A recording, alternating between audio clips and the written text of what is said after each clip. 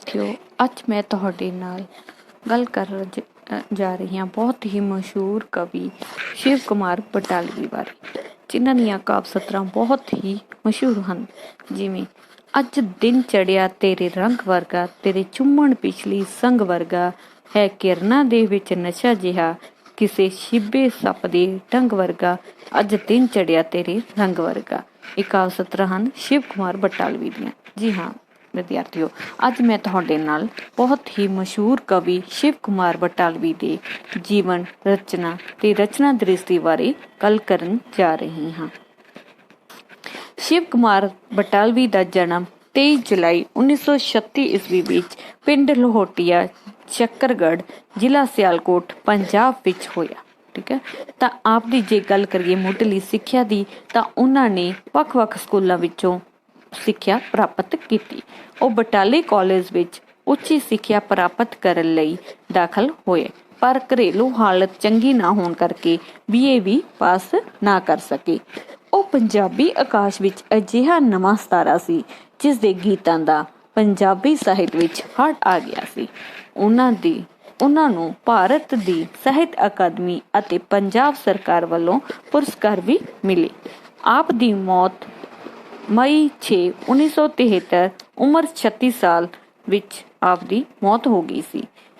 तां जिहड़ी मौत हुई है उन्हां दी कीर मग्याल पठानकोट भारत विच ही आप दी मौत हो गई सी। जे गल करिए आप दे कारज खेतर दी तां आप दा कारज खेतर कविता ते गीतकार रहा है।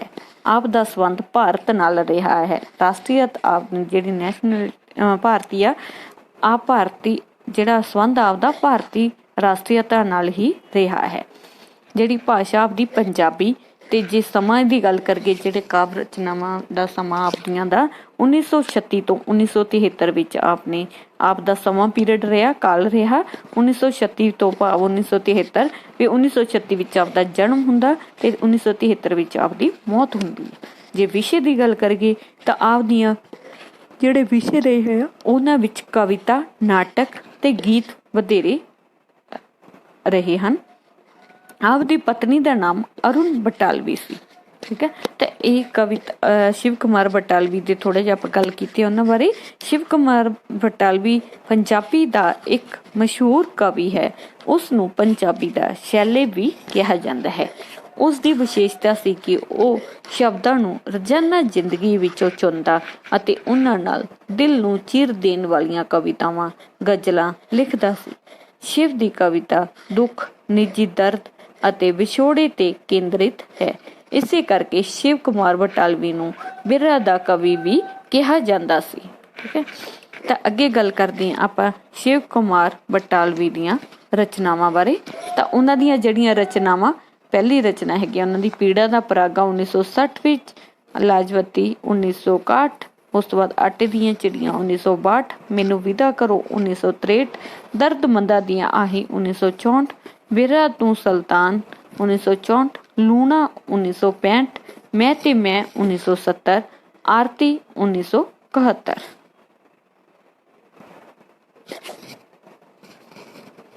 शिव कुमार ने एक काव्य नाटक लिखा जिसका नाम लूना सी। वो कदों लिखा 1961 विच। ठीक है, 1961 विच लूना नाटक लिखा काव्य नाटक। उसने संसार विच भंडी राणी लूना दे चरित्र उत्ते लाए दाग लई समाज नूं दोषी दस्सिया है। जिहड़ी लूना तुहानूं सिलेबस विच भी लगी हुई है उन्हां दी कविता। ठीक है, लूना कविता जिहड़ी सिलेबस 'च लगी हुई है तो आपां जदों उहदी प्रसंग सहित व्याख्या गल करांगे तो उत्थे जाके इहदी लूना बारे गल करांगे। सब तो पहला भी पता होना चाहिए तुहानूं जिहड़ी लूना वो की है एक काव्य नाटक। ठीक है, काव्य नाटक है लूना। ठीक है, तो फिर इहदे च उन्हां ने की दस्सिया भी उन्हें संसार विच भंडी राणी लूना दे चरित्र उत्ते लाए दाग लई समाज नूं दोषी दस्सिया है। ये उसकी शाहकार रचना सी जिस लई उन्हां नूं ਸਾਹਿਤ अकादमी पुरस्कार 1967 ईस्वी विच मिलिया सी। ठीक है, तो ये उन्हां दीयां कवितावां सीगियां जिहड़ियां काव्य रचना आपां गल कीती आ। पीड़ा दा परागा, लाजवती, आटे दियां चिड़ियां, मैनू विदा करो, दर्द मंदा दिया आही, बिरहा तू सुल्तान, लूना, मैं ते मैं, आरती। ठीक है, तो शिव कुमार दी जे आपां उन्हां दी कला पक्ष की गल करिए रचना दृष्टि की गल करिए तो शिव कुमार नाल पंजाबी दी स्रोती कविता ने बड़ा नवां रूप धारण किया। ਉਹ ਪੰਜਾਬੀ ਦੇ ਸਾਰੇ ਕਵੀਆਂ ਨਾਲੋਂ ਵੱਧ ਸਰੋਦੀ ਹੈ।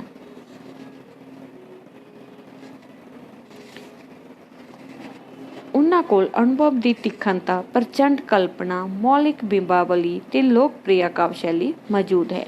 ਉਸ ਦੀ ਕਵਿਤਾ ਪ੍ਰੀਤ ਦੇ ਵਿਸ਼ਾਦ ਤੇ ਜੀਵਨ ਦੀ ਕਠੋਰਤਾ ਨਾਲ ਭਰਪੂਰ ਹੈ। ਨਿਰਾਸ਼ਾਵਾਦ ਉਸ ਦੀ ਕਵਿਤਾ ਵਿੱਚ ਪ੍ਰਧਾਨ ਹੈ। ਪੀੜਾ ਦਾ ਪਰਾਗਾ ਕਾਵਿ ਵਿੱਚ ਇਹ ਰੰਗ ਪ੍ਰਧਾਨ ਹੈ। ਜਿਵੇਂ ਆਪ ਲਿਖਦੇ ਆਪਣੀ ਕਵਿਤਾ ਪੀੜਾ ਦਾ ਪਰਾਗਾ ਵਿੱਚ ਆਪ ਦੀਆਂ ਕਾਵਿ ਸਤਰਾਂ ਹਨ। ਜੀ ਚਾਹੇ ਪੰਛੀ ਹੋ ਜਾਵਾਂ, ਉੜਦਾ ਜਾਵਾਂ, ਗਾਉਂਦਾ ਜਾਵਾਂ, ਅਣਛੂਹੇ ਸਿਖਰਾਂ ਨੂੰ ਛੂਹ ਜਾਵਾਂ, ਇਸ ਦੁਨੀਆ ਦੀਆਂ ਰਾਹਾਂ ਭੁੱਲ ਕੇ ਫਿਰ ਕਦੀ ਨਾ ਵਾਪਸ ਆਵਾਂ। ਠੀਕ ਆ। ਤਾਂ ਇਸ ਤੋਂ ਇਲਾਵਾ ਉਹਨਾਂ ਦੀ ਜਿਹੜੀ ਕਾਵਿ ਰਚਨਾ ਇੱਕ ਲਾਜਵਤੀ ਵਿੱਚ ਉਹਨਾਂ ਨੇ ਕੀ ਕੀਤਾ, ਉਹ ਵਧੇਰੇ ਗੀਤਮਈ ਤੇ ਸੋਝਵਾਦੀ ਹਨ। ਇਸ ਵਿੱਚ ਆਸ਼ਾਵਾਦੀ ਦੀ ਰੰਗੜ ਵੀ ਵਧੇਰੇ ਹੈ। ਆਟੇ ਦੀਆਂ ਚਿੜੀਆਂ ਕਾਵਿ ਰਚਨਾ ਵਿੱਚ ਉਹ ਵਿਅੰਗਮਈ ਤੇ ਵਾਸ਼ਨਾਮਈ ਸੁਰ ਵਿੱਚ ਬੋਲਦਾ ਹੈ। ਉਸ ਨੇ ਬਿਰਤਾਂਤੀ ਕਾਵਿ ਲੂਣਾ ਨੂੰ ਸੁੰਦਰ ਕਾਵਿ ਸ਼ੈਲੀ ਕਾਰਨ ਬਹੁਤ ਪ੍ਰਸਿੱਧੀ ਪ੍ਰਾਪਤ ਹੋਈ ਹੈ। ਇਸ ਰਚਨਾ ਵਿੱਚ ਉਸਨੇ ਵਰਤਮਾਨ ਸੁਤੰਤਰ ਵਿਚਾਰਧਾਰਾ ਦੇ ਅਧੀਨ ਲੂਣਾ ਦੇ ਚਰਿੱਤਰ ਨੂੰ ਨਾਇਕਤਾ ਦੇਣ ਦਾ ਯਤਨ ਕੀਤਾ ਹੈ। ਪਰ ਇਹ ਵਿਚਾਰ ਨਾਇਕਾਸ਼ੀਲ ਬਣਨ ਦੀ ਥਾਂ ਰਚਨਾਹਾਰ ਦੀ ਆਪਣੀ ਮਾਨਸਿਕ ਪ੍ਰਵਿਰਤੀ ਦਾ ਰੂਪ ਧਾਰਨ ਕਰ ਗਏ ਹਨ। ਉਸਨੇ ਮੈਂ ਤੇ ਮੈਂ ਕਾਵਿ ਰਚਨਾ ਵਿੱਚ ਆਧੁਨਿਕ ਪ੍ਰਯੋਗਵਾਦੀ ਕਾਵਿ ਸੰਗ੍ਰਹਿ ਵਿੱਚ ਵੀ ਇਹ ਪ੍ਰਵਿਰਤੀ ਪ੍ਰਧਾਨ ਹੈ। ਇਹਨਾਂ ਰਚਨਾਵਾਂ ਦਾ ਵਿਦਰੋਹ ਨਿਰੋਲ ਭਾਵੁਕ ਹੈ, ਜਿਸ ਕਰਕੇ ਇਹਨਾਂ ਦੀ ਸੁਰ ਬਲਵਾਨ ਨਹੀਂ ਹੈ। ਉਹਨਾਂ ਦੀ ਸਮੁੱਚੀ ਕਵਿਤਾ ਛੰਦਬੱਧ ਵੀ ਹੈ ਤੇ ਛੰਦ ਮੁਕਤ ਵੀ ਹੈ। ਉਹਨਾਂ ਦੀ ਕਵਿਤਾ ਦੀ ਬੋਲੀ ਬਹੁਤ ਹੀ ਮਿੱਠੀ ਤੇ ਢੁਕਵੀਂ ਕੇਂਦਰੀ ਪੰਜਾਬੀ ਹੈ। ਉਸ ਦੀ ਸ਼ਬਦ ਚੋਣ ਬਹੁਤ ਹੀ ਸੁਚੱਜੀ ਹੈ। ਸ਼ਿੰਗਾਰ ਤੇ ਕਰੁਣਾ ਉਸ ਦੀ ਰਚਨਾ ਦੇ ਪ੍ਰਧਾਨ ਰਸ ਹਨ। ਜੇ ਗੱਲ ਕਰੀਏ ਸਮੁੱਚੇ ਤੌਰ ਤੇ ਆਧੁਨਿਕ ਕਵੀਆਂ ਵਿੱਚ ਉਹਨਾਂ ਸ਼ਿਵ ਕੁਮਾਰ ਬਟਾਲਵੀ ਦਾ ਜਿਹੜਾ ਸਥਾਨ ਆ ਉਹ ਬੜਾ ਸਿਰ ਕੱਢਵਾਂ ਤੇ ਨਿਵੇਕਲਾ ਹੈ। 7 ਮਈ 1973 ਨੂੰ ਆਪ ਨੇ ਮੌਤ ਨੂੰ ਸਾਡੇ ਤੋਂ ਖੋਹ ਲਿਆ। ਠੀਕ ਹੈ। ਤਾਂ ਅੱਗੇ ਜਿਹੜੀ ਤੁਹਾਨੂੰ ਸਿਲੇਬਸ 'ਚ ਲੱਗੀ ਹੋਈ ਇਹ ਸੀ, ਆਪਾਂ ਗੱਲ ਕੀਤੀ ਸ਼ਿਵ ਕੁਮਾਰ ਬਟਾਲਵੀ ਦੇ ਜੀਵਨ ਰਚਨਾ ਤੇ ਯੋਗਦਾਨ ਬਾਰੇ। ਅੱਗੇ ਜਿਹੜੀ ਉਹਨਾਂ ਦੀ ਕਵਿਤਾ ਲੱਗੀ ਹੋਈ ਹੈ ਤੁਹਾਨੂੰ ਲੂਣਾ ਕਾਵਨਾਦ ਕਿਤਾਬ ਵਿੱਚ ਲੱਗੀ ਹੋਈ ਹੈ। ਇਹ ਲੂਣਾ ਪਹਿਲਾਂ ਆਪਾਂ ਅੱਜ ਗੱਲ ਕਰਦੇ ਆ ਲੂਣਾ, ਫਿਰ ਉਹਨਾਂ ਦੀ ਰੁੱਖ, ਇੱਕ ਪੀੜਾਂ ਦਾ ਪਰਾਗਾ। ਠੀਕ ਹੈ। ਤੈਨੂੰ ਦਿਆਂ ਹੰਝੂਆਂ ਦਾ ਪਹਾੜਾ ਨੀ ਪੀੜਾਂ ਦਾ ਪਰਾਗਾ ਭੁੰਦੇ, ਇੱਕ ਉਹ ਕਵਿਤਾ। ਠੀਕ ਹੈ। ਤੈਨੂੰ ਦਿਆਂ ਹੰਝੂਆਂ ਦਾ ਪਹਾੜਾ। ਤਾਂ ਇਹ 3 ਕਵਿਤਾਵਾਂ ਜਿਹੜੀਆਂ ਤੁਹਾਨੂੰ ਉਹਨਾਂ ਦੀਆਂ ਸ਼ਿਵ ਕੁਮਾਰ ਬਟਾਲਵੀ ਦੀਆਂ ਸਿਲੇਬਸ ਵਿੱਚ ਲੱਗੀਆਂ ਹੋਈਆਂ। ਹੋਰ ਵੀ ਹੈਗੀਆਂ ਜਿਵੇਂ ਅਸਾਂ ਤਾਂ ਜੋਬਨ ਰੁੱਤੇ ਮਰਨਾ, ਬਹੁਤ ਸੋਹਣੀ ਕਵਿਤਾ ਉਹਨਾਂ ਦੀ ਜਿਹੜੀ ਕਾਵਨਾਦ ਕਿਤਾਬ ਵਿੱਚ ਲੱਗੀ ਹੋਈ ਆ। ਵੀ ਭਾਵ ਇਹ ਛੋਟੀ ਉਮਰ ਵਿੱਚ ਹੀ ਚੱਲ ਵਸੇ ਸੀ, ਇਸ ਦੁਨੀਆ ਤੋਂ ਅਲਵਿਦਾ ਹੋ ਗਏ ਸੀ। ਤਾਂ ਇਹਨਾਂ ਨੇ ਇੱਕ ਕਵਿਤਾ ਲਿਖੀ ਸੀ ਅਸਾਂ ਤਾਂ ਜੋਬਨ ਰੁੱਤੇ ਮਰਨਾ। ਤਾਂ ਬਹੁਤ ਹੀ ਇਹਨਾਂ ਦੀ ਬਹੁਤ ਚਰਚਿਤ ਕਵਿਤਾ ਹੋਈ ਆ ਇਹ। ਤਾਂ ਜਿਹੜੀ ਸਭ ਤੋਂ ਪਹਿਲਾਂ ਉਹਨਾਂ ਦੀ ਕਵਿਤਾ ਲੱਗੀ ਆਪਾਂ ਨੂੰ ਸਿਲੇਬਸ ਵਿੱਚ, ਆਪਾਂ ਉਹਦੇ ਬਾਰੇ ਗੱਲ ਕਰਦੇ ਹਾਂ। ਲੂਣਾ, ਜਿਵੇਂ ਤੁਹਾਨੂੰ ਲੂਣਾ ਬਾਰੇ ਪਿੱਛੇ ਵੀ ਦੱਸਿਆ ਸੀਗਾ ਵੀ ਕੀ ਸੀ ਲੂਣਾ ਕਾਵਿ ਨਾਟਕ ਆ। ਤੇ ਇਸ ਵਿੱਚ ਉਸਨੇ ਕੀ ਕੀਤਾ ਵੀ ਸੰਸਾਰ ਵਿੱਚ ਭੰਡੀ ਰਾਣੀ ਲੂਣਾ, ਜਿਹੜੀ ਰਾਣੀ ਲੂਣਾ ਇੱਕ ਕਰੈਕਟਰ ਹੋਇਆ ਜਿਹਦਾ ਚਰਿੱਤਰ ਉੱਤੇ ਲੱਗੇ ਦਾਗ ਲਈ ਸਮਾਜ ਨੂੰ ਦੋਸ਼ੀ ਦੱਸਿਆ। ਇਹ ਉਸਦੀ ਸ਼ਾਹਕਾਰ ਰਚਨਾ ਸੀ ਤੇ ਉਹਨੂੰ ਇਸ ਤੇ ਕੀ ਆ ਸਾਹਿਤ ਅਕਾਦਮੀ ਪੁਰਸਕਾਰ ਵੀ 1967 ਈਸਵੀ ਵਿੱਚ ਮਿਲਿਆ। ਇੰਨੀ ਬਹੁਤ ਚਰਚਿਤ ਹੋਈ ਕਵਿਤਾ ਇਹਨਾਂ ਦੀ। ਤਾਂ ਲੂਣਾ ਬਾਰੇ ਗੱਲ ਕਰਦੇ ਹਾਂ ਆਪਾਂ ਅੱਜ। ਪਹਿਲਾਂ ਲੂਣਾ ਧਰਮੀ ਬਾਬਲ ਪਾਪ ਕਮਾਇਆ, ਲੜ ਲਾਇਆ ਸਾਡੇ ਫੁੱਲ ਕਮਲਾਇਆ, ਜਿਸ ਦਾ ਇਸ਼ਰਾ ਰੂਪ ਹੰਡਾਇਆ, ਮੈਂ ਪੂਰਨ ਦੀ ਮਾਂ ਪੂਰਨ ਦੇ ਹਾਨ ਦੀ। ਤਾਂ ਇਸ ਕਾਵਿ ਸਤਰਾਂ ਵਿੱਚ ਜਿਹੜੀਆਂ ਇਹ ਕਾਵਿ ਸਤਰਾਂ ਇਹ ਕਾਵਨਾਦ ਕਾਵਿ ਕਿਤਾਬ ਵਿੱਚੋਂ ਸ਼ਿਵ ਕੁਮਾਰ ਬਟਾਲਵੀ ਦੀ ਕਵਿਤਾ ਲੂਣਾ ਵਿੱਚੋਂ ਲਈਆਂ ਗਈਆਂ। ਇਸ ਕਵਿਤਾ ਵਿੱਚ ਕਵੀ ਨੇ ਕੀ ਗੱਲ ਕੀਤੀ ਆ, ਕਵੀ ਨੇ ਰਾਜਾ ਸਲਵਾਨ ਦੀ, ਕਿਉਂਕਿ ਕਹਿੰਦੇ ਰਾਜਾ ਸਲਵਾਨ ਦੇ ਦੋ ਵਿਆਹ ਸੀ, ਤਾਂ ਉਹਦੀ ਜਿਹੜੀ ਦੂਜੀ ਪਤਨੀ ਸੀ ਲੂਣਾ, ਤਾਂ ਰਾਜਾ ਸਲਵਾਨ ਉਮਰ ਵਿੱਚ ਬਹੁਤ ਵੱਡਾ ਸੀਗਾ। ਠੀਕ ਹੈ। ਤਾਂ ਉਹਦਾ ਦੂਜਾ ਵਿਆਹ ਜਿਹੜਾ ਉਹ ਲੂਣਾ ਨਾਲ ਹੋਇਆ ਸੀ। ਲੂਣਾ ਉਮਰ ਦੀ ਬਹੁਤ ਛੋਟੀ ਸੀ। ਠੀਕ ਹੈ। ਤਾਂ ਰਾਜਾ ਸਲਵਾਨ ਦੇ ਇੱਕ ਪੁੱਤਰ ਦੀ ਔਲਾਦ ਵੀ ਸੀ ਘਰੇ, ਤਾਂ ਉਹ ਪੁੱਤਰ ਦਾ ਨਾਮ ਸੀ ਪੂਰਨ। ਠੀਕ ਹੈ। ਤੇ ਪੂਰਨ ਆ ਜਿਹੜਾ ਲੂਣਾ ਤੇ ਪੂਰਨ ਦੀ ਉਮਰ ਹੈ ਜਿਹੜੀ ਹਾਣੋ ਹਾਣੀ ਸੀ। ਠੀਕ ਹੈ। ਤਾਂ ਇਸ ਕਰਕੇ ਲੂਣਾ ਰਾਜਾ ਸਲਵਾਨ ਨੂੰ ਆਪਣਾ ਪਤੀ ਨਾ ਮੰਨਦੇ ਹੋਏ ਉਹ ਕਿਹਨੂੰ ਪਿਆਰ ਕਰਨ ਲੱਗੀ ਸੀ, ਪੂਰਨ ਨੂੰ ਪਿਆਰ ਕਰਨ ਲੱਗੀ ਸੀ। ਇਸ ਕਰਕੇ ਉਹਨਾਂ ਨੇ ਇਹ ਕਵਿਤਾ ਲਿਖੀ ਹੈ ਜਿਹੜੀ ਸ਼ਿਵ ਕੁਮਾਰ ਬਟਾਲਵੀ ਨੇ। ਤਾਂ ਇਸ ਕਵਿਤਾ ਵਿੱਚ ਕਵੀ ਨੇ ਕੀ ਕੀਤਾ, ਗੱਲ ਕੀਤੀ ਹੈ ਰਾਜਾ ਸਲਵਾਨ, ਲੂਣਾ ਤੇ ਪੂਰਨ ਦੀ ਕਹਾਣੀ ਦੇ ਪ੍ਰਸੰਗ ਵਿੱਚ ਜਿਹੜੇ ਅਣਜੋੜ ਵਿਆਹ ਤੋਂ ਪੈਦਾ ਹੋਈ ਅੱਜ ਦੀ ਇਸਤਰੀ ਦੇ ਮਨ ਦੀ ਦੁਵਿਧਾ ਨੂੰ ਪੇਸ਼ ਕੀਤਾ ਹੈ। ਕਿਉਂਕਿ ਕਵੀ ਨੇ ਦੱਸਿਆ ਹੈ ਇਸ ਵਿੱਚ ਕਿ ਬੁੱਢੇ ਸਲਵਾਨ ਨਾਲ ਵਿਆਹੀ ਗਈ ਮੁਟਿਆਰ ਲੂਣਾ ਦੇ ਮੂੰਹੋਂ ਇਹ ਸ਼ਬਦ ਅਖਵਾ ਕੇ ਉਸਦੇ ਆਪਣੇ ਮਤਰੇਏ ਨੌਜਵਾਨ ਪੁੱਤਰ ਪੂਰਨ ਨਾਲ ਇਸ਼ਕ ਫਰਮਾਉਣ ਦੇ ਕਰਤੱਵ ਨੂੰ ਜਾਇਜ਼ ਠਹਿਰਾਉਣ ਦਾ ਯਤਨ ਕੀਤਾ ਹੈ। ਤਾਂ ਆਪ ਲਿਖਦੇ ਹਨ, ਜਿਵੇਂ ਧਰਮੀ ਬਾਬਲ ਪਾਪ ਕਮਾਇਆ, ਲੜ ਲਾਇਆ ਸਾਡੇ ਫੁੱਲ ਕਮਲਾਇਆ, ਜਿਸ ਦਾ ਇਛਰਾ ਰੂਪ ਹੰਡਾਇਆ, ਮੈਂ ਪੂਰਨ ਦੀ ਮਾਂ ਪੂਰਨ ਦੇ ਹਾਨ ਦੀ। ਤਾਂ ਇਹਦੇ ਚ ਕਵੀ ਕੀ ਕਹਿੰਦਾ, ਇਹਦੇ ਚ ਦੱਸਦਾ ਵੀ ਲੂਣਾ ਕਹਿੰਦੀ ਆ ਵੀ ਉਸਦੇ ਧਰਮੀ ਬਾਬਲ ਨੇ ਉਸਨੂੰ ਉਸਨੇ ਉਸਦੇ ਨਾਲ ਕੀ ਆ ਪਾਪ ਕਮਾਇਆ ਹੈ, ਉਸਨੇ ਉਸਦੇ ਲੜ ਕਮਲਾਇਆ ਫੁੱਲ ਪਰ ਬੁੱਢਾ ਪਤੀ ਲਾ ਦਿੱਤਾ ਹੈ ਉਸਦੇ ਲੜ। ਉਸਦਾ ਰੂਪ ਤਾਂ ਉਸਦੀ ਪਹਿਲੀ ਪਤਨੀ ਇਛਰਾ ਹੀ ਹੰਢਾ ਚੁੱਕੀ ਹੈ। ਉਹ ਉਸਦੇ ਇਛਰਾ ਦੇ ਕੁੱਖੋਂ ਜੰਮੇ ਪੁੱਤ ਪੂਰਨ ਦੇ ਹਾਨ ਦੀ ਹੈ। ਕੌਣ? ਲੂਣਾ। ਠੀਕ ਆ, ਲੂਣਾ ਪੂਰਨ ਦੇ ਹਾਨ ਦੀ ਆ। ਉਹ ਕੀ ਕਹਿੰਦੇ, ਜਿਸ ਦਾ ਇਛਰਾ ਰੂਪ ਹੰਢਾਇਆ, ਵੀ ਰਾਜਾ ਸਲਵਾਨ ਦੀ ਜਿਹੜੀ ਪਹਿਲੀ ਪਤਨੀ ਆ ਉਹ ਹੈਗੀ ਇਛਰਾ, ਤੇ ਇਛਰਾ ਨੇ ਉਸਦਾ ਕੀ ਆ ਰੂਪ ਹੰਢਾ ਲਿਆ। ਤਾਂ ਮੈਂ ਪੂਰਨ ਦੀ ਮਾਂ ਪੂਰਨ ਦੇ ਹਾਨ ਦੀ, ਬੇਸ਼ੱਕ ਕਹਿਣ ਨੂੰ ਕੀ ਆ ਲੋਕਾਂ ਦੀ ਨਜ਼ਰਾਂ ਵਿੱਚ ਮੈਂ ਪੂਰਨ ਦੀ ਮਾਂ ਹਾਂ, ਦੂਜੀ ਪਤਨੀ ਹੈ ਜਿਹੜੀ ਰਾਜਾ ਸਲਵਾਨ ਦੀ, ਵੀ ਉਹ ਕੀ ਆ ਉਹ ਕਹਿੰਦੀ ਮੈਂ ਭਲਾ ਕਹਿਣ ਨੂੰ ਲੋਕਾਂ ਨੇ ਮੈਂ ਪੂਰਨ ਦੀ ਮਾਂ ਪੂਰਨ ਦੇ ਹਾਨ ਦੀ, ਵੀ ਲੋਕਾਂ ਦੀਆਂ ਨਜ਼ਰਾਂ ਵਿੱਚ ਮੈਂ ਪੂਰਨ ਦੀ ਮਾਂ, ਪਰ ਉਹ ਕੀ ਆ ਕਹਿੰਦੇ ਮੇਰੇ ਤਾਂ ਮੈਂ ਉਸਦੀ ਮਾਂ ਕਿਵੇਂ ਹੋ ਸਕਦੀ ਹਾਂ, ਉਹ ਤਾਂ ਪੂਰਨ ਤੋਂ ਇੱਕ ਚੁੰਮਣ ਜਿੰਨੀ ਹੀ ਵੱਡੀ ਆ, ਫਿਰ ਉਹ ਉਸਦੀ ਮਾਂ ਕਿੱਦਾਂ ਹੋ ਸਕਦੀ ਹੈ। ਮੈਂ ਉਸ ਤੋਂ ਇੱਕ ਚੁੰਮਣ ਵੱਡੀ, ਮੈਂ ਕਿੱਕਣ ਮਾਂ ਉਹਦੀ ਲੱਗੀ, ਉਹ ਮੇਰੀ ਗਰਭ ਜੂਨ ਨਾ ਆਇਆ, ਲੋਕਾਂ ਵੇ ਮੈਂ ਧੀ ਵਰਗੀ ਸਲਵਾਨ ਦੀ। ਤਾਂ ਇਹਦੇ ਚ ਉਹਨੇ ਕੀ ਕਿਹਾ ਵੀ ਕਹਿੰਦੇ ਉਹ ਉਸਦੇ ਇਛਰਾ ਤੇ ਕੁੱਖੋਂ ਜਿਹੜੇ ਕਹਿੰਦੇ ਜੰਮਿਆ ਹੋਇਆ ਪੂਰਨ ਆ, ਪੂਰਨ ਤੇ ਇੱਕ ਚੁੰਮਣ ਜਿੰਨੀ ਹੀ ਵੱਡੀ ਆ, ਥੋੜੀ ਜਿਹੀ ਵੱਡੀ ਆ, ਫਿਰ ਉਹ ਉਸਦੀ ਮਾਂ ਕਿੱਦਾਂ ਹੋ ਗਈ, ਜਦ ਕਿ ਪੂਰਨ ਨੂੰ ਉਸਨੇ ਆਪਣੇ ਪੇਟ ਵਿੱਚੋਂ ਵੀ ਪੈਦਾ ਨਹੀਂ ਕੀਤਾ, ਜਨਮ ਨਹੀਂ ਦਿੱਤਾ, ਗਰਭ ਤਾਂ ਜੂਨ ਆਇਆ, ਵੀ ਉਹਦੇ ਜਨਮ ਉਹਦੇ ਪੇਟ ਵਿੱਚੋਂ ਵੀ ਨਹੀਂ ਆਇਆ, ਉਹਨੇ ਪੈਦਾ ਨਹੀਂ ਕੀਤਾ ਪੂਰਨ ਨੂੰ, ਤਾਂ ਉਹ ਰਾਜੇ ਸਲਵਾਨ ਦੀ ਧੀ ਵਰਗੀ ਹੈ, ਜਿਸ ਕਰਕੇ ਉਹ ਪੂਰਨ ਦੀ ਮਾਂ ਕਿਵੇਂ ਹੋ ਸਕਦੀ ਹੈ। ਠੀਕ ਹੈ, ਤਾਂ ਇਹਦੇ ਚ ਉਹਨਾਂ ਨੇ ਸਵਾਲੀਆ ਨਿਸ਼ਾਨ ਖੜਾ ਕਰਤਾ ਲੂਣਾ ਨੇ। ਅੱਗੇ, ਪਿਤਾ ਜੇ ਧੀ ਦਾ ਰੂਪ ਹੰਡਾਵੇ, ਲੋਕਾਂ ਵੇ ਤੈਨੂੰ ਲਾਜ ਨਾ ਆਵੇ, ਜੇ ਲੂਣਾ ਪੂਰਨ ਨੂੰ ਚਾਵੇ, ਚਰਿੱਤਰਹੀਣ ਕਵੇ ਕਿਉਂ ਜੀਵ ਜਹਾਨ ਦੀ। ਚਰਿੱਤਰਹੀਣ ਤੇ ਤਾਂ ਕੋਈ ਆਖੇ, ਜੇਕਰ ਲੂਣਾ ਵੇਚੇ ਹਾਸੇ, ਪਰ ਜੇ ਹਾਨ ਨਾ ਲੱਭਣ ਮਾਪੇ, ਹਾਨ ਲੱਭਣ ਵਿੱਚ ਗੱਲ ਕੀ ਹੈ ਅਪਮਾਨ ਦੀ।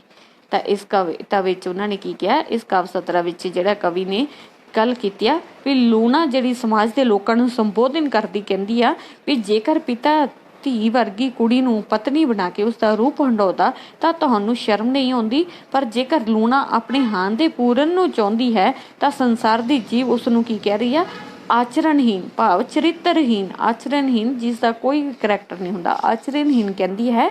ਉਹ ਇਹ ਕਿੰਨਾ ਅਨਿਆਏ ਹੈ। ਉਹ ਕਹਿੰਦੀ ਹੈ ਕਿ ਉਸਨੂੰ ਆਚਰਣਹੀਣਤਾ ਤਦ ਕੋਈ ਆਖੇ ਜੇਕਰ ਉਹ ਜਾ ਕੇ ਕੀ ਆ ਹਾਸੇ ਵੇਚਦੀ ਹੋਵੇ, ਭਾਵ ਕੰਜਰੀਆਂ ਵਾਂਗ ਕੰਮ ਕਰਕੇ ਜਿਸਮ ਦੇ ਪੈਸੇ ਵੱਟਦੀ ਹੋਵੇ, ਪਰ ਜੇਕਰ ਮਾਪਿਆਂ ਨੇ ਉਸਦੇ ਹਾਨ ਦਾ ਮਰਦ ਨਹੀਂ ਲੱਭਿਆ ਤੇ ਉਹ ਉਸਦੇ ਯੋਗ ਨਹੀਂ, ਤਾਂ ਉਸ ਦੁਆਰਾ ਚੁੱਕੇ ਹਾਨ ਲੱਭਣ ਦੇ ਕਦਮ ਵਿੱਚ ਅਪਮਾਨ ਵਾਲੀ ਕੋਈ ਗੱਲ ਵੀ ਨਹੀਂ ਹੈ।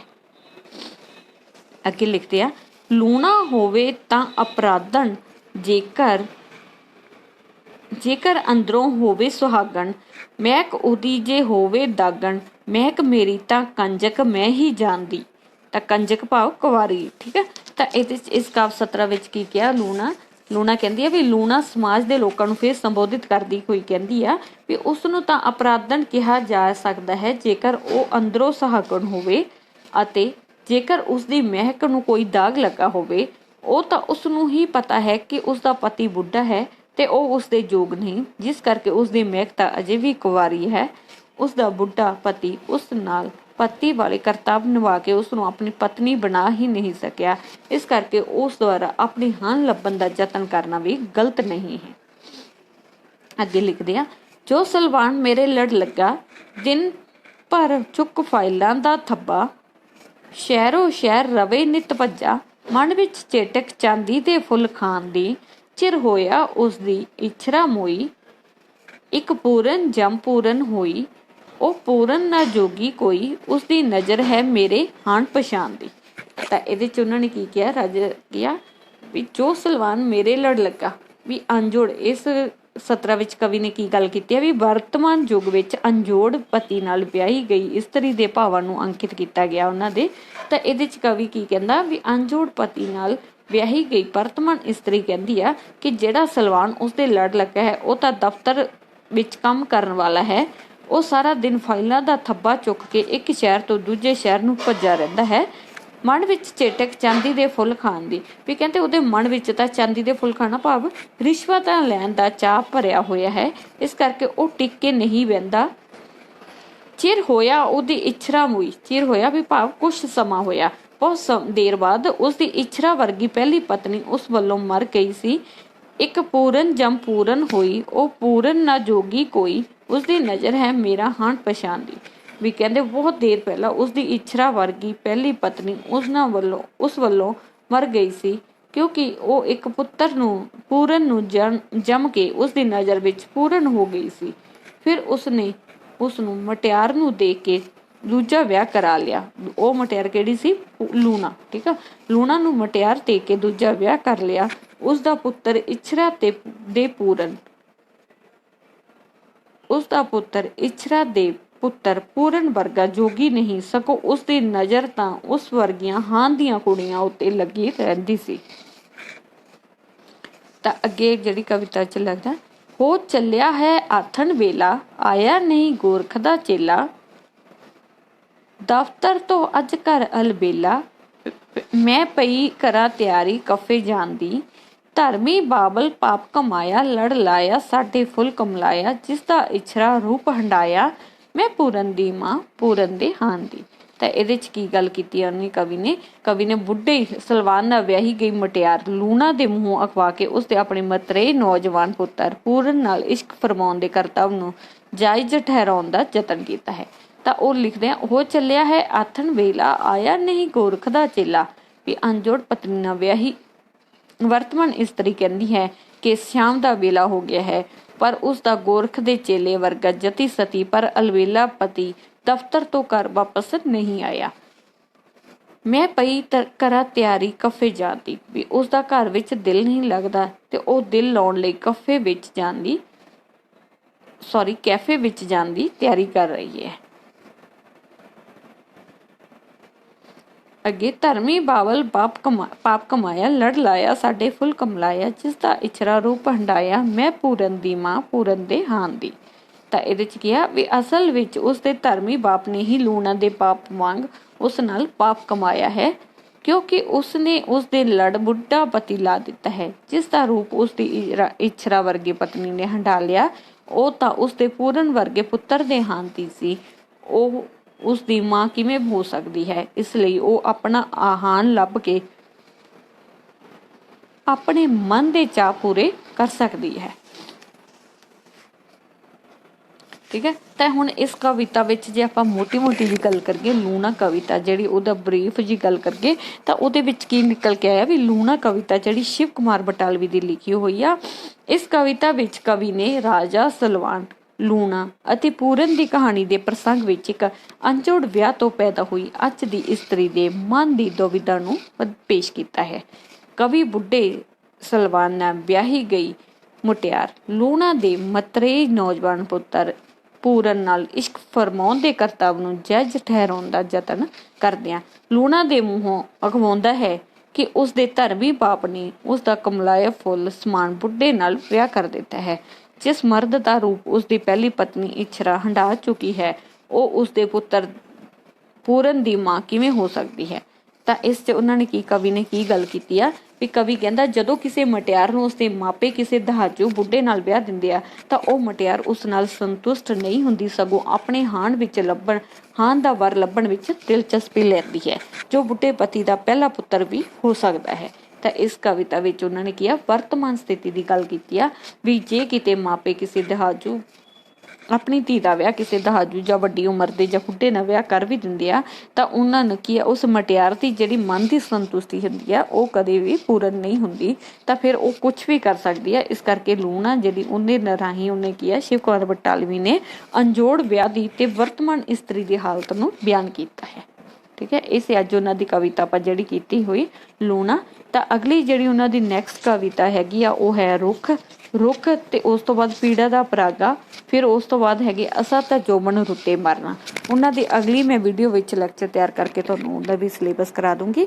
अज लई इन्ना ही बहुत आ। अज आपां कीता जिवें शिव कुमार दा जीवन रचना ते योगदान, एक उन्हां दी कविता जिहड़ी तुहानूं कावनाद किताब विच लगी हुई आ लूणा, तो उहदे बारे गल कीती आ।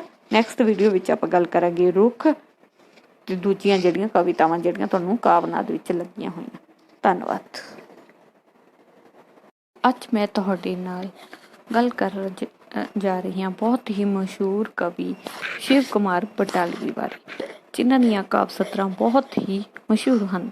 ਜਿਵੇਂ ਅੱਜ ਦਿਨ ਚੜਿਆ ਤੇਰੇ ਰੰਗ ਵਰਗਾ, ਤੇਰੇ ਚੁੰਮਣ ਪਿਛਲੀ ਸੰਗ ਵਰਗਾ, ਹੈ ਕਿਰਨਾਂ ਦੇ ਵਿੱਚ ਨਸ਼ਾ ਜਿਹਾ, ਕਿਸੇ ਸ਼ਿਬੇ ਸੱਪ ਦੇ ਢੰਗ ਵਰਗਾ, ਅੱਜ ਦਿਨ ਚੜਿਆ ਤੇਰੇ ਰੰਗ ਵਰਗਾ।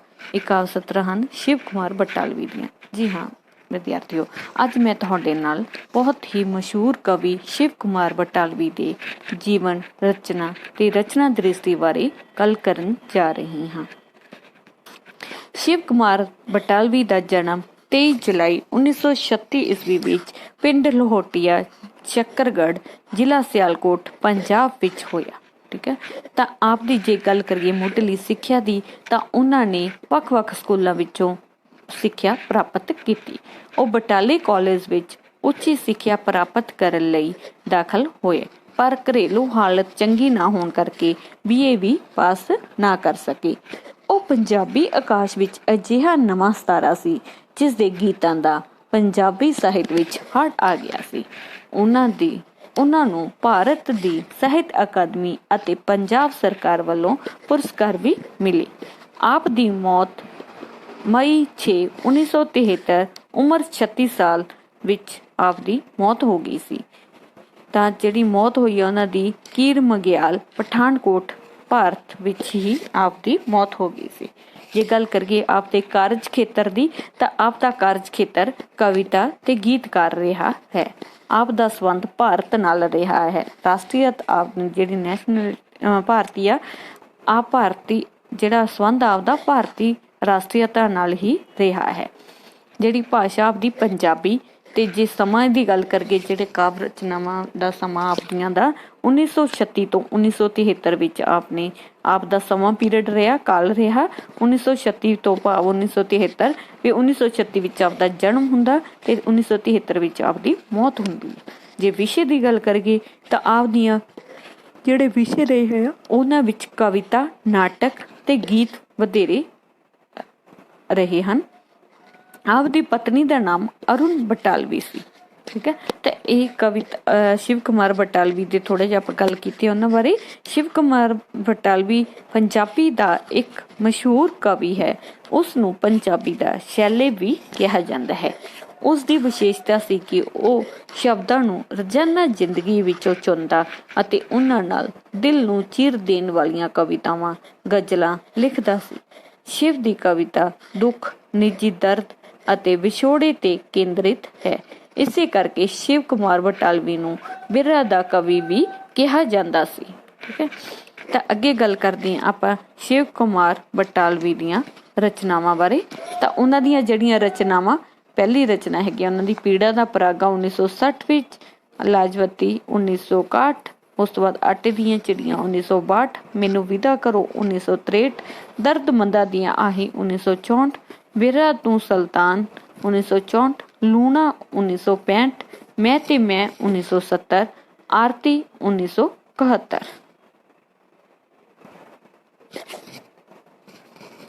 ਸਾਥੀਓ, ਅੱਜ ਮੈਂ ਤੁਹਾਡੇ ਨਾਲ ਗੱਲ ਕਰਨ ਜਾ ਰਹੀ ਹਾਂ ਬਹੁਤ ਹੀ ਮਸ਼ਹੂਰ ਕਵੀ ਸ਼ਿਵ ਕੁਮਾਰ ਬਟਾਲਵੀ ਬਾਰੇ, ਜਿਨ੍ਹਾਂ ਦੀਆਂ ਕਾਵ ਸਤਰਾਂ ਬਹੁਤ ਹੀ ਮਸ਼ਹੂਰ ਹਨ। ਜਿਵੇਂ ਅੱਜ ਦਿਨ ਚੜਿਆ ਤੇਰੇ ਰੰਗ ਵਰਗਾ, ਤੇਰੇ ਚੁੰਮਣ ਪਿਛਲੀ ਸੰਗ ਵਰਗਾ, ਹੈ ਕਿਰਨਾਂ ਦੇ ਵਿੱਚ ਨਸ਼ਾ ਜਿਹਾ, ਕਿਸੇ ਸ਼ਿਬੇ ਸੱਪ ਦੇ ਢੰਗ ਵਰਗਾ, ਅੱਜ ਦਿਨ ਚੜਿਆ ਤੇਰੇ ਰੰਗ ਵਰਗਾ। ਇਹ ਕਾਵ ਸਤਰਾਂ ਹਨ ਸ਼ਿਵ ਕੁਮਾਰ ਬਟਾਲਵੀ ਦੀਆਂ। ਜੀ ਹਾਂ ਵਿਦਿਆਰਥੀਓ, ਅੱਜ ਮੈਂ ਤੁਹਾਡੇ ਨਾਲ ਬਹੁਤ ਹੀ ਮਸ਼ਹੂਰ ਕਵੀ ਸ਼ਿਵ ਕੁਮਾਰ ਬਟਾਲਵੀ ਦੇ ਜੀਵਨ ਰਚਨਾ ਤੇ ਰਚਨਾ ਦ੍ਰਿਸ਼ਟੀ ਬਾਰੇ ਗੱਲ ਕਰਨ ਜਾ ਰਹੀ ਹਾਂ। ਸ਼ਿਵ ਕੁਮਾਰ ਬਟਾਲਵੀ ਦਾ ਜਨਮ 23 ਜੁਲਾਈ 1936 ਈਸਵੀ ਵਿੱਚ ਪਿੰਡ ਲੋਹਟੀਆ, ਸ਼ੱਕਰਗੜ੍ਹ, ਜ਼ਿਲ੍ਹਾ ਸਿਆਲਕੋਟ, ਪੰਜਾਬ ਵਿੱਚ ਹੋਇਆ। ਠੀਕ ਹੈ। ਤਾਂ ਆਪ ਦੀ ਜੇ ਗੱਲ ਕਰੀਏ ਮੁੱਢਲੀ ਸਿੱਖਿਆ ਦੀ ਤਾਂ ਉਹਨਾਂ ਨੇ ਵੱਖ-ਵੱਖ ਸਕੂਲਾਂ ਵਿੱਚੋਂ ਸਿੱਖਿਆ ਪ੍ਰਾਪਤ ਕੀਤੀ। ਉਹ ਬਟਾਲੇ ਕਾਲਜ ਵਿੱਚ ਉੱਚੀ ਸਿੱਖਿਆ ਪ੍ਰਾਪਤ ਕਰਨ ਲਈ ਦਾਖਲ ਹੋਏ, ਪਰ ਘਰੇਲੂ ਹਾਲਤ ਚੰਗੀ ਨਾ ਹੋਣ ਕਰਕੇ BA ਵੀ ਪਾਸ ਨਾ ਕਰ ਸਕੇ। ਉਹ ਪੰਜਾਬੀ ਆਕਾਸ਼ ਵਿੱਚ ਅਜਿਹਾ ਨਵਾਂ ਸਿਤਾਰਾ ਸੀ ਜਿਸ ਦੇ ਗੀਤਾਂ ਦਾ ਪੰਜਾਬੀ ਸਾਹਿਤ ਵਿੱਚ ਹੜ ਆ ਗਿਆ ਸੀ। ਉਹਨਾਂ ਨੂੰ ਭਾਰਤ ਦੀ ਸਾਹਿਤ ਅਕਾਦਮੀ ਅਤੇ ਪੰਜਾਬ ਸਰਕਾਰ ਵੱਲੋਂ ਪੁਰਸਕਾਰ ਵੀ ਮਿਲੇ। ਆਪ ਦੀ ਮੌਤ ਮਈ 6 1973 ਉਮਰ 36 ਸਾਲ ਵਿੱਚ ਆਪ ਦੀ ਮੌਤ ਹੋ ਗਈ ਸੀ। ਤਾਂ ਜਿਹੜੀ ਮੌਤ ਹੋਈ ਹੈ ਉਹਨਾਂ ਦੀ ਕੀਰ ਮਗਿਆਲ ਪਠਾਨਕੋਟ ਭਾਰਤ ਵਿੱਚ ਹੀ ਆਪ ਦੀ ਮੌਤ ਹੋ ਗਈ ਸੀ। ਜੇ ਗੱਲ ਕਰੀਏ ਆਪ ਦੇ ਕਾਰਜ ਖੇਤਰ ਦੀ ਤਾਂ ਆਪ ਦਾ ਕਾਰਜ ਖੇਤਰ ਕਵਿਤਾ ਤੇ ਗੀਤਕਾਰ ਰਿਹਾ ਹੈ। ਆਪ ਦਾ ਸੰਬੰਧ ਭਾਰਤ ਨਾਲ ਰਿਹਾ ਹੈ। ਰਾਸ਼ਟਰੀਅਤ ਆਪ ਜਿਹੜੀ ਨੈਸ਼ਨਲ ਭਾਰਤੀ ਆ ਆਪ ਭਾਰਤੀ ਜਿਹੜਾ ਸੰਬੰਧ ਆਪਦਾ ਭਾਰਤੀ ਰਾਸ਼ਟਰੀਅਤਾ ਨਾਲ ਹੀ ਰਿਹਾ ਹੈ।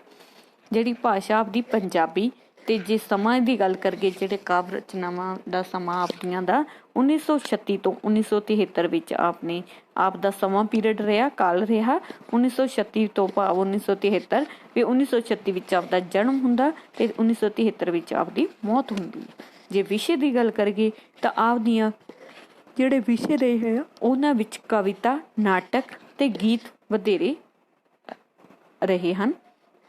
ਆਪ ਦੀ ਪਤਨੀ ਦਾ ਨਾਮ ਅਰੁਣ ਬਟਾਲਵੀ ਸੀ, ਠੀਕ ਹੈ। ਤੇ ਇਹ ਕਵਿਤਾ ਸ਼ਿਵ ਕੁਮਾਰ ਬਟਾਲਵੀ ਦੇ ਥੋੜਾ ਜਿਹਾ ਆਪਾਂ ਗੱਲ ਕੀਤੀ ਉਹਨਾਂ ਬਾਰੇ। ਸ਼ਿਵ ਕੁਮਾਰ ਬਟਾਲਵੀ ਪੰਜਾਬੀ ਦਾ ਇੱਕ ਮਸ਼ਹੂਰ ਕਵੀ ਹੈ। ਉਸ ਨੂੰ ਪੰਜਾਬੀ ਦਾ ਸ਼ੈਲੇ ਵੀ ਕਿਹਾ ਜਾਂਦਾ ਹੈ। ਉਸ ਦੀ ਵਿਸ਼ੇਸ਼ਤਾ ਸੀ ਕਿ ਉਹ ਸ਼ਬਦਾਂ ਨੂੰ ਰੋਜ਼ਾਨਾ ਜ਼ਿੰਦਗੀ ਵਿੱਚੋਂ ਚੁਣਦਾ ਅਤੇ ਉਹਨਾਂ ਨਾਲ ਦਿਲ ਨੂੰ ਚੀਰ ਦੇਣ ਵਾਲੀਆਂ ਕਵਿਤਾਵਾਂ, ਗਜ਼ਲਾਂ ਲਿਖਦਾ ਸੀ। ਸ਼ਿਵ ਦੀ ਕਵਿਤਾ ਦੁੱਖ, ਨਿੱਜੀ ਦਰਦ ਅਤੇ ਵਿਛੋੜੇ ਤੇ ਕੇਂਦਰਿਤ ਹੈ। ਇਸੇ ਕਰਕੇ ਸ਼ਿਵ ਕੁਮਾਰ ਬਟਾਲਵੀ ਨੂੰ ਬਿਰਹਾ ਦਾ ਕਵੀ ਵੀ ਕਿਹਾ ਜਾਂਦਾ ਸੀ, ਠੀਕ ਹੈ। ਤਾਂ ਅੱਗੇ ਗੱਲ ਕਰਦੇ ਹਾਂ ਆਪਾਂ ਸ਼ਿਵ ਕੁਮਾਰ ਬਟਾਲਵੀ ਦੀਆਂ ਰਚਨਾਵਾਂ ਬਾਰੇ। ਤਾਂ ਉਹਨਾਂ ਦੀਆਂ ਜਿਹੜੀਆਂ ਰਚਨਾਵਾਂ, ਪਹਿਲੀ ਰਚਨਾ ਹੈਗੀ ਉਹਨਾਂ ਦੀ ਪੀੜਾ ਦਾ ਪਰਾਗਾ 1960 ਵਿੱਚ, ਲਾਜਵਤੀ 1961, ਉਸ ਤੋਂ ਬਾਅਦ ਆਟੇ ਦੀਆਂ ਚਿੜੀਆਂ 1962, ਮੈਨੂੰ ਵਿਦਾ ਕਰੋ 1963, ਦਰਦਮੰਦਾਂ ਦੀਆਂ ਆਹੀਂ 1964, ਬਿਰਹਾ ਤੂੰ ਸੁਲਤਾਨ 1964, ਲੂਣਾ 1965, ਮੈਂ ਤੇ ਮੈਂ 1970, ਆਰਤੀ 1971।